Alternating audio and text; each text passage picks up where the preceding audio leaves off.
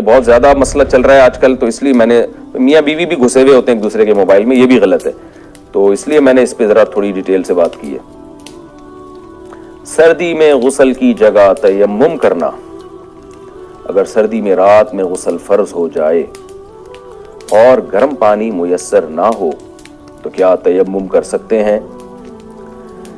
देखिए, रात में अगर गुस्ल फर्ज हो जाए तो ठंडे पानी से नहाएं, और अगर वाकयतन बीमार होने का खतरा है, देखें बाज दफा बीमार होने का खतरा नहीं होता, ठंडे पानी से नहाते हुए सुस्ती होती है।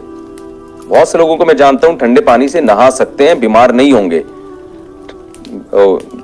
लेकिन वो सुस्ती, क्योंकि ठंडे पानी से नहाते हुए आदमी को तकलीफ बहुत होती है सर्दियों में। तो ऐसे मौके पे जब आपको बीमार होने का खतरा ना हो तो सुस्ती की वजह से गुस्ल छोड़ देना कबीरा गुनाह है, नमाज कज़ा करने का बहुत सख्त गुनाह होगा। तो आप ऐसे मौके पे ठंडे पानी से नहाएं। बेशक आपको सुस्ती आ रही है, नहाएं, अच्छी तरह टॉवेल से जिस्म को पोंछें, खुश करें, और जो है वो कपड़े पहन लें आप, इंशाल्लाह सर्दी नहीं लगेगी। लेकिन यह कि अगर वाकई बीमार होने का खतरा है आपको, तो फिर आप पानी गर्म करें। शहर में, गांव में, मेरा ख्याल है आज कोई जगह भी ऐसी नहीं है जहां पानी गर्म करने का इंतजाम ना हो, तो भी आपके लिए गुस्ल छोड़ना जायज नहीं है, ना नमाज कज़ा करना जायज है। आप पानी गर्म करें और गर्म पानी से नहाएं। हाँ, ये अगर गर्म पानी से आपका ये है कि पानी गर्म करने में इतना टाइम लगेगा कि नमाज का टाइम निकल जाएगा, तो क्या फिर तयम्मुम जायज है? ये सवाल वासे खान ने पूछा कराची से, इनका नाम मैंने सॉरी नहीं लिया था।